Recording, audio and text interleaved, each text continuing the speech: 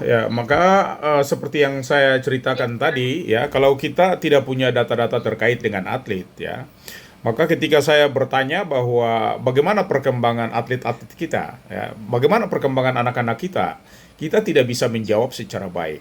Ya, ketika saya turun mengoreksi atau melakukan monitoring dan evaluasi kepada pelatih dan saya tanya, Bung, bagaimana anak-anak? Oh, bagus Pak. Ya, bagus maksudnya bagaimana? Ya, bagus Pak. Gitu. Yo, maksudnya bagus itu bagaimana? Sampai pakai dua jempol tuh. Bagus, Pak. Pokoknya paling gagah. Tuh. Kalau kalimat-kalimat itu kita sering dengar, ya, dan kita tidak punya gambaran lebih karena rata-rata kita tidak memiliki data yang akurat. Gitu. Tapi kalau misalnya kita memiliki data yang akurat, yang bagus gitu,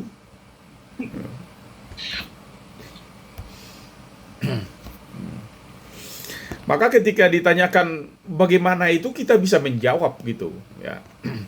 Jadi kalau ditanya bagaimana Bung, anak-anak perkembangannya bagaimana? Oh bagus Pak. Maksudnya bagus bagaimana?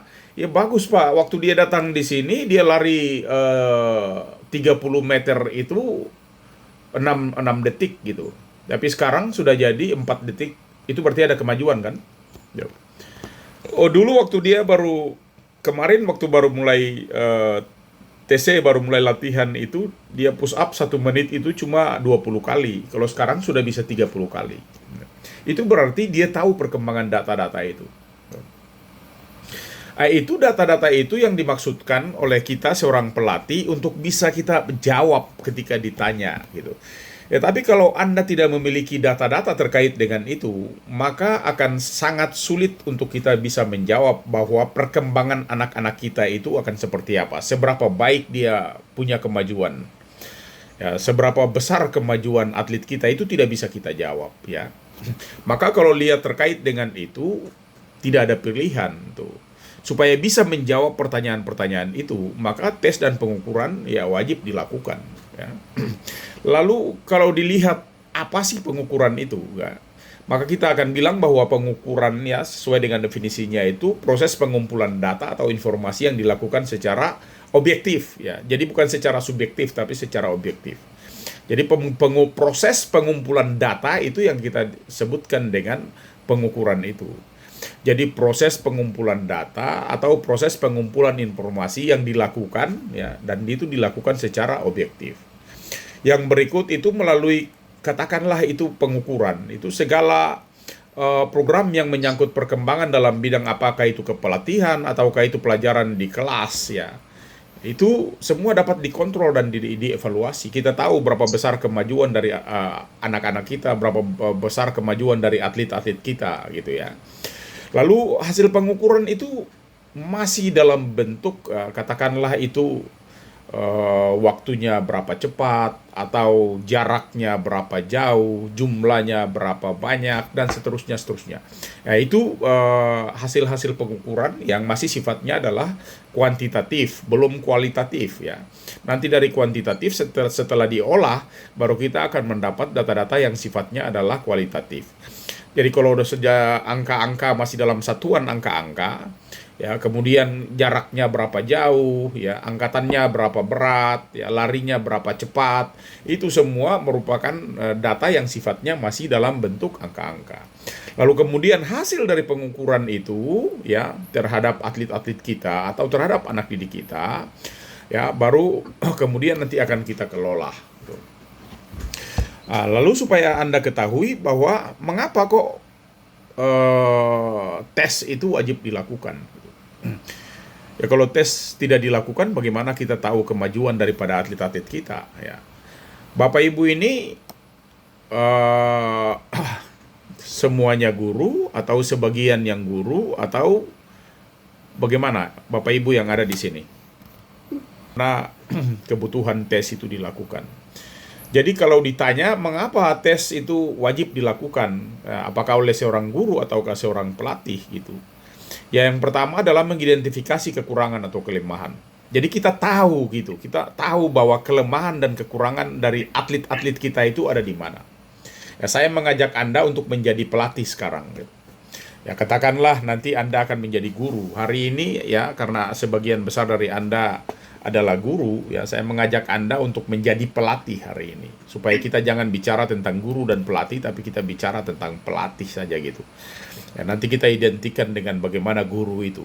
Jadi sama kalau di kelas itu kita mengidentifikasi ya apa kekurangan dan kelemahan dari atlet-atlet apa siswa-siswa kita. Tapi kalau di kepelatihan di lapangan ya di olahraga, maka kita juga mengidentifikasi ya kekurangan dan kelemahan-kelemahan dari atlet-atlet kita itu bisa kita ketahui. Yang kedua, memantau kemajuan. Artinya apa? Bahwa ketika kita berlatih, kalau tanpa kita tes ya atau tanpa kita ukur, maka kita tidak akan tahu seberapa besar kemajuan mereka. Yang tadi saya katakan bahwa kita memulai ketika saya tanyakan, pelatih tidak bisa menjawab. Dia cuma bagus pak, oh paling bagus pak, tapi tidak tahu bagus itu apa gitu. Tidak bisa menjelaskan dengan kalimat operasional bahwa yang dimaksudkan dengan bagus itu apa. Harusnya dia bisa menjelaskan macam tadi yang saya sebutkan itu. Bagus karena dia berlari sudah dari sekian waktunya sekian, sekarang sudah menjadi waktunya sekian. Lebih cepat gitu. Ataukah dia berlari lebih jauh. Oh dulu waktu baru datang di sini dia berlari cuma mampu 1 kilo aja. Kalau sekarang dia sudah bisa berlari sampai 3-4 kilo. Itu berarti ada kemajuan.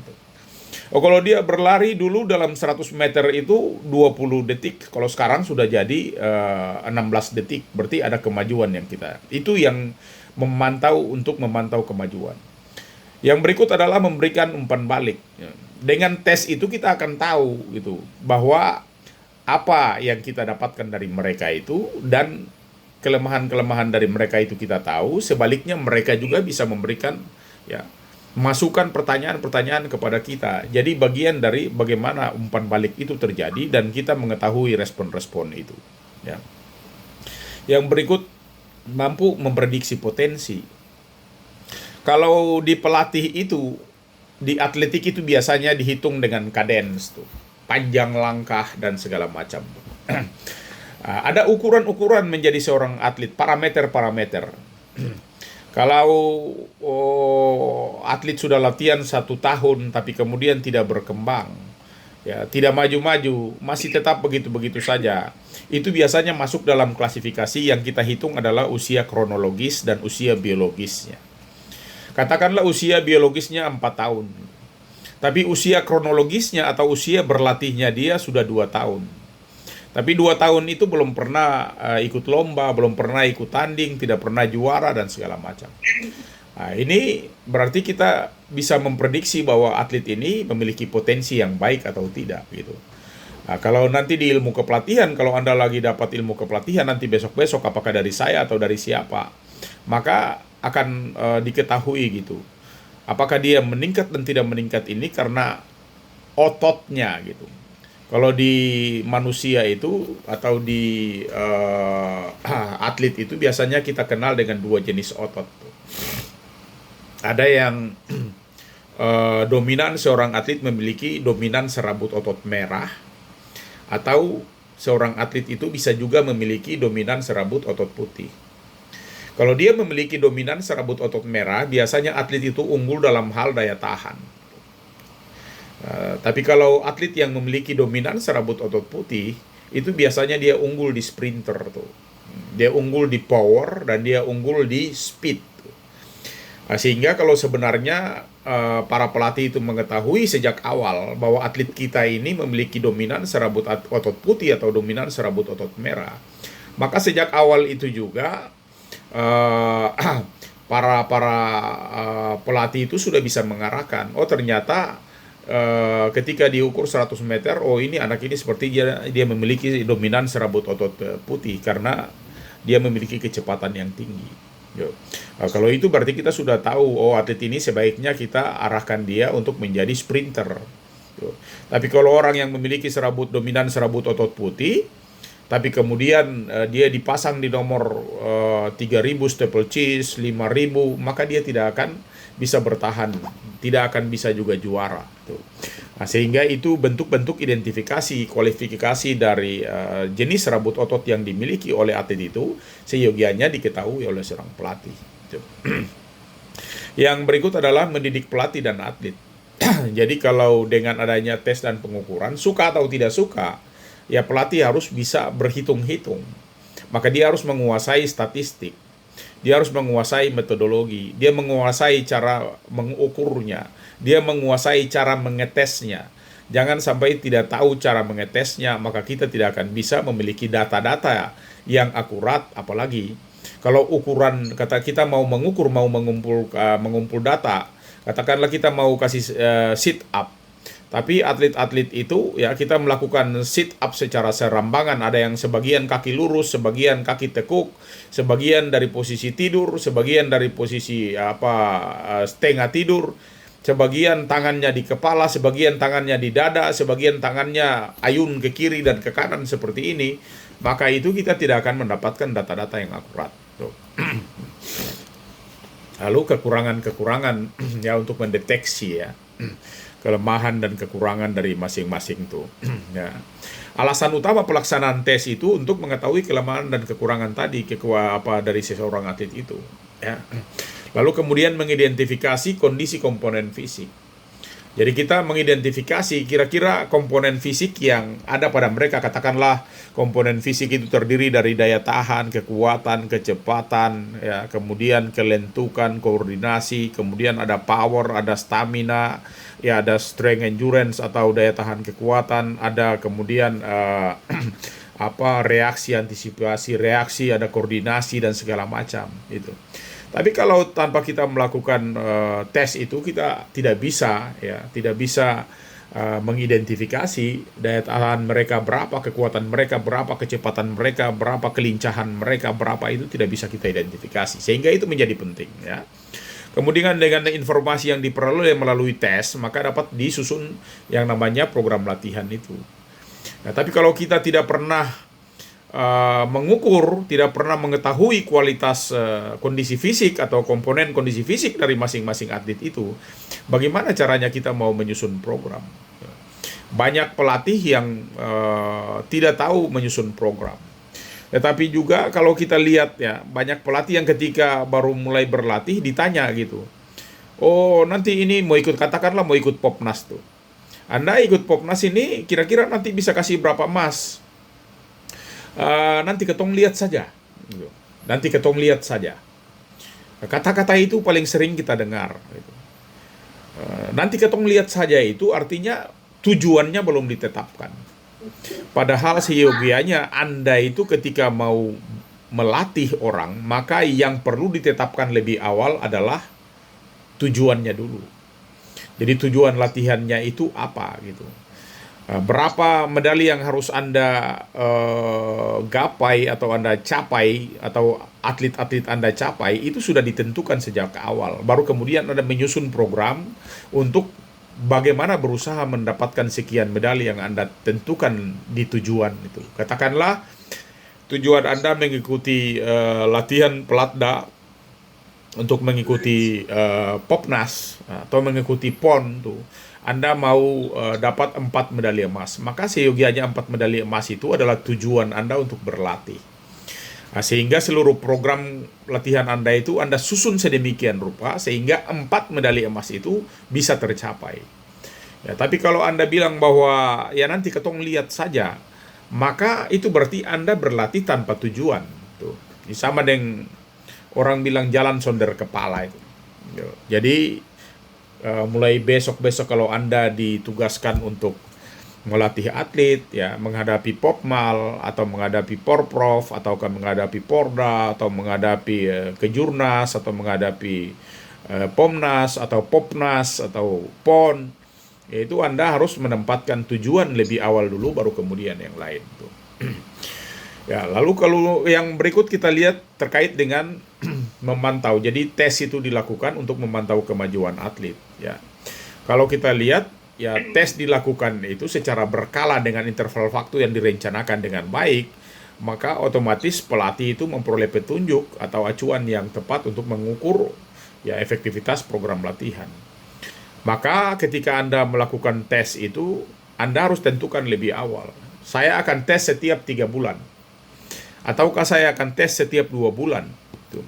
Atau saya akan melakukan tes setiap 4 bulan. Itu Anda sudah harus tetapkan lebih awal gitu. Dan dia harus konsisten. Kalau 3 bulan sejak awal, 3 bulan, maka selanjutnya harus tetap 3 bulan. Jangan tes pertama, habis itu tes kedua 3 bulan. Tes ketiganya sudah waktunya 4 bulan. Tes keempatnya sudah waktunya turun menjadi 2 bulan. Maka Anda tidak konsisten dalam hal itu. Ya. Dikatakan juga bahwa tes yang hanya dilakukan 1 kali atau sesekali, ya, lalu kemudian intervalnya juga tidak teratur, ya, maka dapat dikatakan bahwa tes itu tidak akan bisa memberikan informasi apa-apa. Gitu. Dengan kata lain, ya, tes yang dilakukan itu menjadi tidak berguna. Ada dalam ilmu kepelatihan itu dia bilang bahwa ya tes itu dilakukan jangan terlalu dekat waktunya atau jangan terlalu mepet antara tes yang pertama dengan tes berikutnya. Ya, atau jangan terlalu jauh berbeda karena itu menjadi ya terlalu sering melakukan tes sama dengan tidak pernah melakukan tes. Terlalu jauh waktunya untuk melakukan tes, maka itu akan data-datanya juga akan menjadi mubazir. Ya. Makna memberikan umpan balik dalam hal melakukan tes tadi itu maksudnya bahwa hasil tes itu ya tentu saja akan memberikan umpan balik bagi atlet. Bagaimana kondisinya, ya, bagaimana kecepatannya, ada kemajuan atau tidak. Bagaimana otot-otot di lengannya ada kemajuan atau tidak ketika melakukan push up. Ya, bagaimana ketika otot-otot tungkainya ketika melakukan squat jump, bagaimana otot-otot perutnya ketika melakukan sit up, bagaimana otot-otot punggungnya ketika melakukan back up dan seterusnya, ya.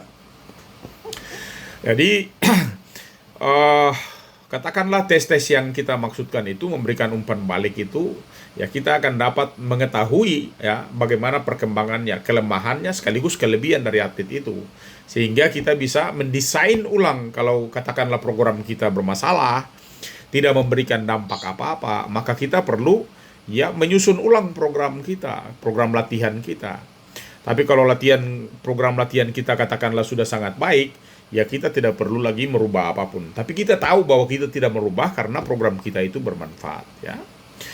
Jadi ya tes juga ya bisa dijadikan sebagai motivasi ya bagi atlet gitu. Tapi kalau tidak pernah melakukan tes, atlet juga tidak pernah tahu kemajuannya seperti apa. Beta sudah latihan 1 tahun ini kok beta seng ada kemajuan apa-apa gitu. Ataukah tidak pernah dites, karena tidak pernah dites, mereka juga tidak tahu bahwa mereka berlatih ini ada kemajuan atau tidak. Ya, yang berikut adalah mendidik pelatih dan atlet. Maksudnya apa? Ya, orang bilang ya hasil tes itu akan menumbuhkan komunikasi, hubungan, pengertian. Ya.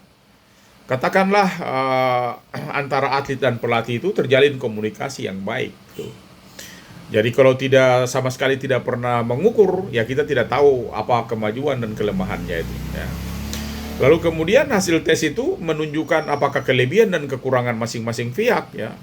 Oleh sebab itu katakanlah di sini bahwa didiskusikan secara terbuka, maka masing-masing akan tahu ya kira-kira apa yang dibutuhkan untuk memberikan hasil yang lebih baik.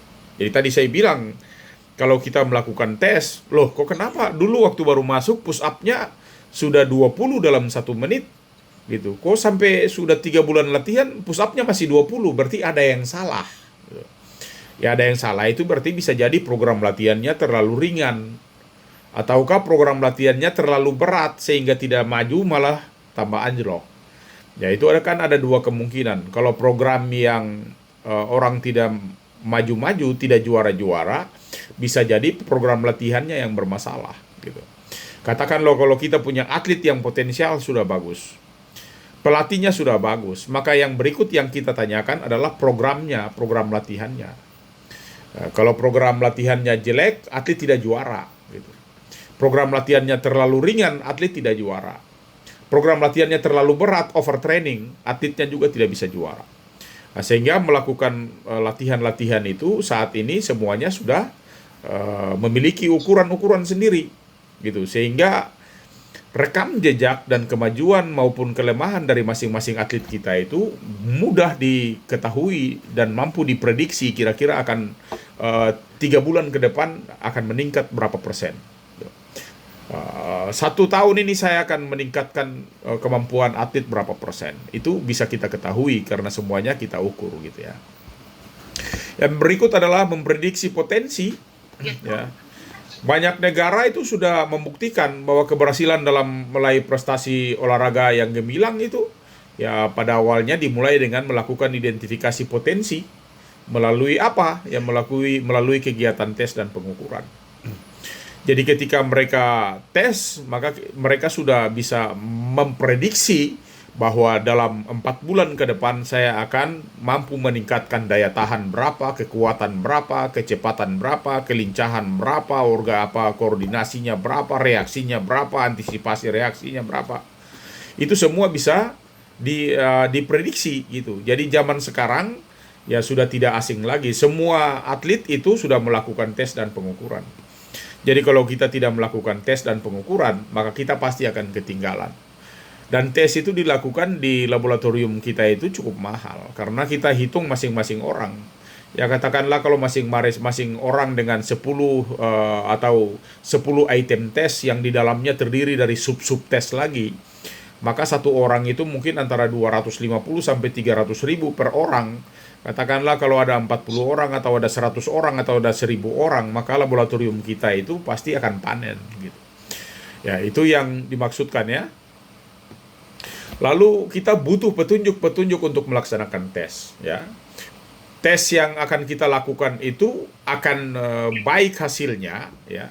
Yang pertama itu kita memiliki kriteria terhadap pelaksana tes. Jadi kalau Bapak Ibu besok-besok adalah pelatih ya, maka Bapak Ibu adalah pelaksana tes. Maka Bapak Ibu seyogianya harus memiliki kriteria-kriteria ya, kriteria yang bagaimana yang dimaksudkan itu. Ya.